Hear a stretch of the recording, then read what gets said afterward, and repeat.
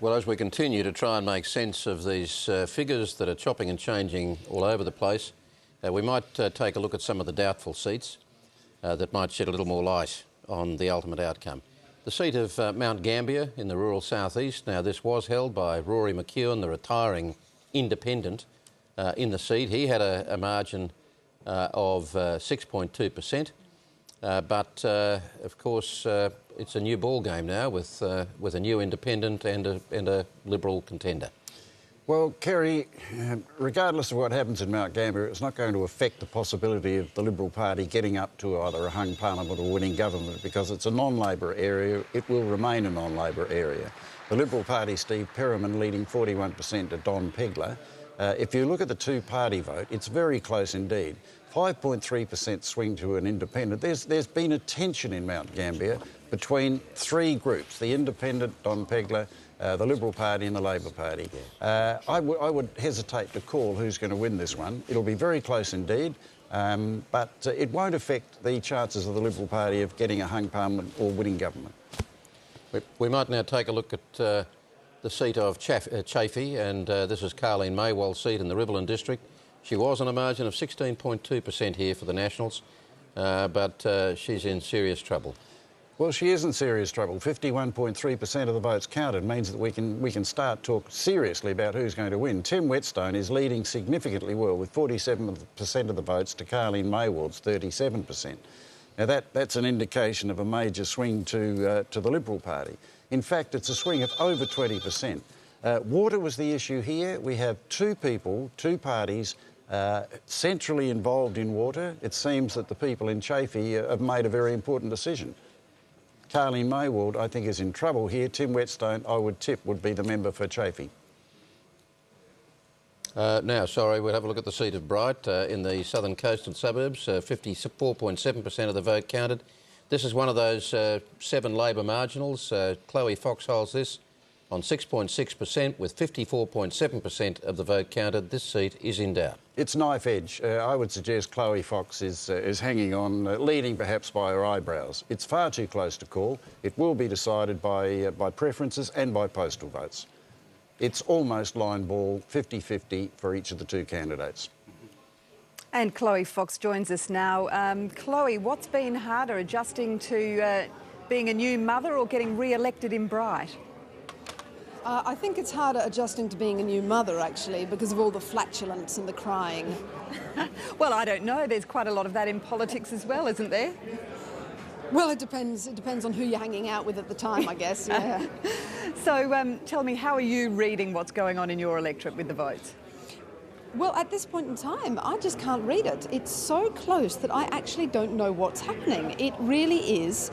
I think there's about 100 votes in it either way. I don't know whether it's her or me, but either way, I'm very grateful to have had the experience.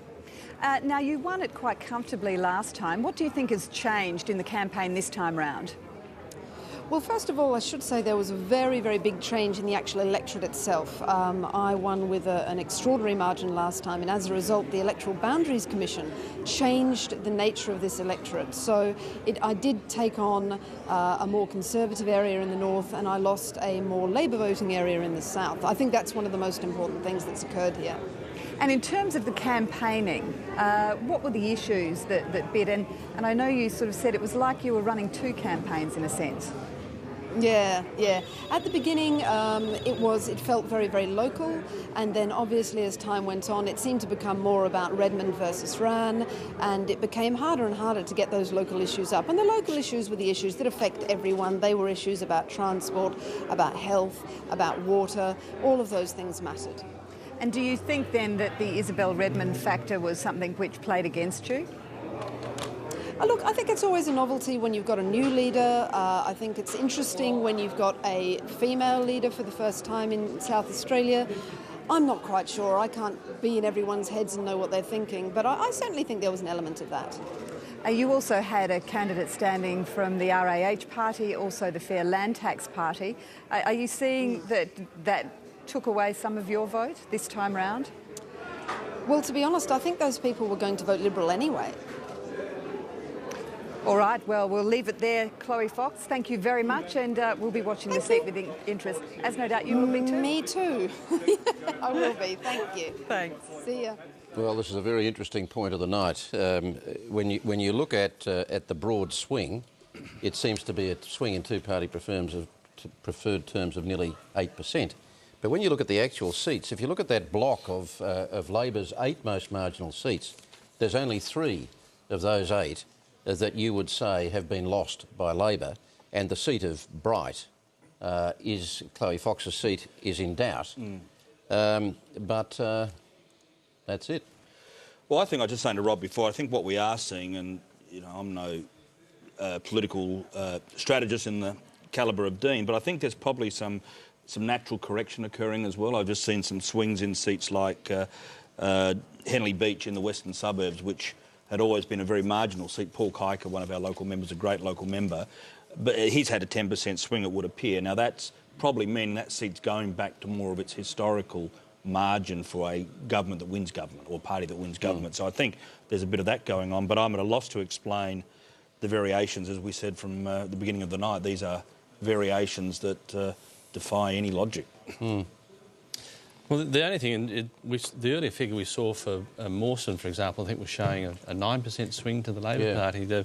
I'm told now that the Electoral Commission computer with 50% of the voters showing a 1.7% swing. So it's come back very significantly in a short space of time. So I guess given the margin in Mawson is so small, possibly that's still an outside chance. But it's very hard to see now.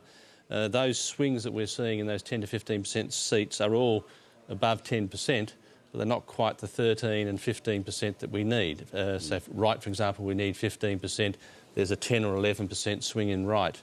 So we're seeing big swings in Patrick Conlon's seat, for example. I think the swing required is 14 or 15%. I think we're seeing a swing of 12.5%. Of that order at this stage in that seat. So we're seeing very big swings, but possibly not big enough to pinch another maverick seat like Adelaide. But with 100,000 postal votes spread all over the place, if you're within a couple of percent on election night, it is possible with postal votes to catch up a couple of percent in that week. Right. Now, we're going to take a look at the broad picture across the state in just a moment, but in the meantime, Ian Henschke is standing by with Nick Xenophon, the federal independent senator. Well, Nick Xenophon, you polled 20%. I think it was a record last election, wasn't it? That's right, for the upper house, yes. Now, that was a surprise result. What do you think the surprise is tonight, then?